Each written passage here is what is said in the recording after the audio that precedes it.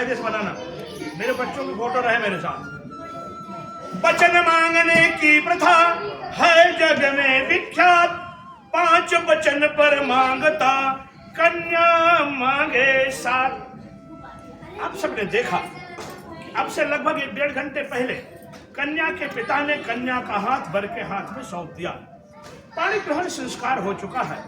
कन्या और वर ने अग्नि की 7 प्रदक्षिणाएं कर ली हैं। कन्या हो चुका है, उसके बाद भी बिटिया दाहिने बैठी, अभी तक पत्नी नहीं बनी है। और पत्नी बनने के लिए आदरणीय गुरुदेव ने बताया कि वो कुछ शर्तें रखती है, क्योंकि शब्दों में आपने कहा कि वामांग माया में तदा त्वदीयम, जब आप मेरी बातें मानेंगे तभी वामांग में आऊंगी, अन्यथा दक्षिण बैठी रहूं। तो सबसे पहले तो मैं कन्या को बताना चाहता हूं कि बिटिया तुम्हारे पास ये तरीका नहीं है, इस तरीके से कहने का अधिकार ही नहीं है, क्योंकि जब गोत्रोच्चार होता है तो गोत्र का परिवर्तन हो जाता है। गोत्रोच्चार के बाद पिता ने तुम्हारा गोत्र बदल दिया, पति के गोत्र में भेज दिया।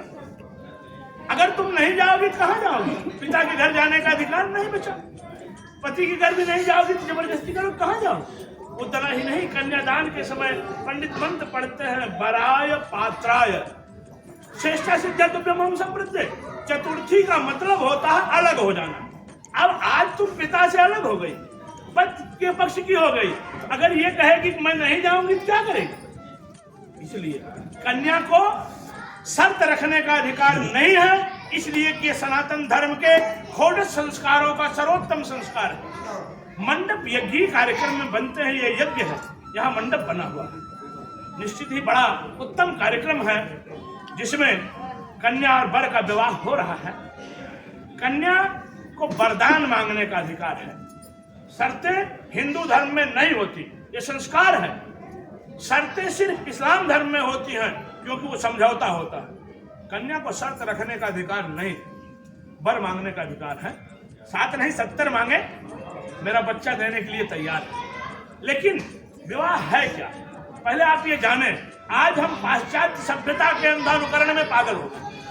हमारे पास नाचने के लिए पर्याप्त समय होता है, फोटो खिंचाने के लिए पर्याप्त समय होता है, लेकिन पंडित जी यज्ञ मंडप में बैठे नहीं कि आप बता रहे हैं कि जल्दी कीजिएगा। ये जिंदगी भर के जीवन का सवाल है, जहां 33 कोटि देवी देवताओं का आवाहन करके विवाह कार्य प्रारंभ किया गया है। आप उसके लिए आपके पास समय नहीं। क्यों? क्योंकि आज आप एडवांस बन रहे हैं। एडवांस बनने में आप अपने अस्तित्व को भी भूलते जा रहे हैं। एडवांस बनने का तरीका गुरुदेव बता रहा हूं। हमारे जमाने में बचपन में घर के बाहर वेद मंत्र लिखे हुए, आपके जमाने तक आए तो श्री गणेशाय नमः लिख दिया। थोड़ा सा और आगे बढ़े तो सुस्वागतम लिख दिया गया भैया भैया के जमाने में। और आगे बढ़े तो वेलकम लिख दिया गया। और आज इन बच्चों के जमाने में जानते हैं ऐसे लिखता है, ऐसे बनता है, लिखते हैं सावधान कुत्ते रहते हैं। ये नहीं कुत्ते सावधान कुत्ते रहते हैं। इंसान और इंसानियत खत्म हो गई, हम अपने आप को एडवांस करते हैं। शर्म नहीं आती लोगों को? जिस कर्म के लिए आए हैं उसके लिए हमारे पास समय नहीं, इसलिए नहीं है। इसमें मैं इनकी गलती नहीं मानता। निश्चित ही इसमें गलती हम ब्राह्मणों की है कि हम इनको धर्म को समझा नहीं पा रहे, इनको संस्कृतियों से जोड़ नहीं पा रहे। आइए हम बताते हैं विवाह है क्या। विवाह 2 शब्दों से मिलकर के बना है। पी धन वाह। पी माने विशिष्ट रूप से, वाह माने ढोना, वहन करना। पत्नी की समस्त जिम्मेदारियों का विशिष्ट रूप से निर्वहन करना ये विवाह। पत्नी क्या है? पतनात् त्रायते सा पत्नी, जो पति को पतन से बचाए वो पत्नी है। पति का आर्थिक, सामाजिक, चारित्रिक, मानसिक पतन न होने दे वो पत्नी है। देखें, हमारा सनातन धर्म बड़ा सारगर्भित है। इसके जितने रस्म रिवाज हैं सबका बड़ा खास कारण और निमित्त है। मेरे वर की यहाँ बहुत सारी परीक्षाएं हुई। आप लोग कहेंगे कहाँ परीक्षा हुई, तो देखिए मैं आपको थोड़ा सा समझाता हूँ। जब वर इस यज्ञ मंडप पे आया उसके आंखों के सामने चतुर्मुख दीपक दिखलाया गया। आखिर चतुर्मुख दीपक दिखलाने की जरूरत क्या है? एक बहुत भयंकर रोग होता है, भगवान करे हमारे आपके दुश्मन को भी ना हो, जिसे लोग मिर्गी का दौरा कहते हैं। अगर किसी व्यक्ति को मिर्गी आती हो, उसकी आंखों के सामने आप चतुर्मुख दीपक दिखलाएं तो प्रकट हो जाएगी।